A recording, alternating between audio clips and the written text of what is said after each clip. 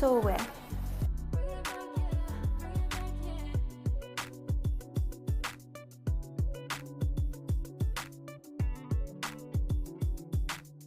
မင်္ဂလာပါဟုတ်မင်္ဂလာပါဒါလေးရှင်းမယ်နော်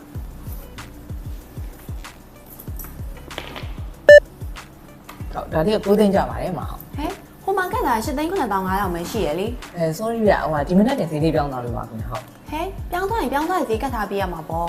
မနေ့ပိုင်းတင်ဈေးပြောင်းလေးဖြစ်သွားတာဆိုတော့လေကျွန်တော် print ထုတ်လိုက်လို့အချိန်လေးမမီလို့ပါဟုတ်ဟဲ့အမ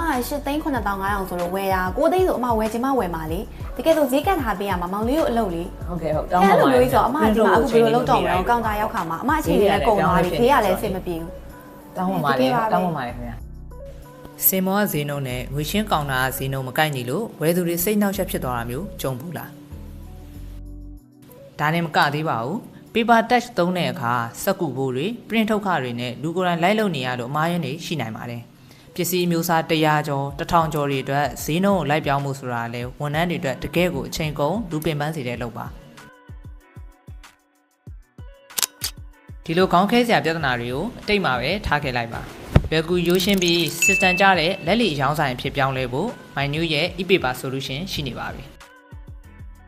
MyNew ရဲ့ e-paper solution နဲ့ဆိုရင် click တစ်ချက်နှိပ်လိုက်ရုံနဲ့ဒီဇိုင်းလုံးမှာရှိတဲ့ပစ္စည်းဈေးနှုန်းတွေကိုချက်ချင်းပြောင်းလဲနိုင်ပါပြီ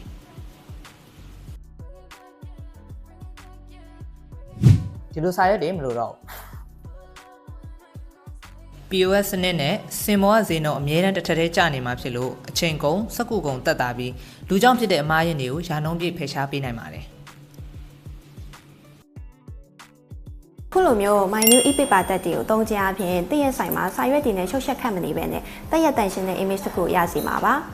ပြီးတော့အချိန်နဲ့တပြေးညီဈေးနှုန်းပြောင်းလဲနိုင်တဲ့လက်လီလုပ်ငန်းတစ်ခုဖြစ်ဖို့ MyNew e-paper solution ကိုအခုပဲသုံးကြည့်လိုက်ပါ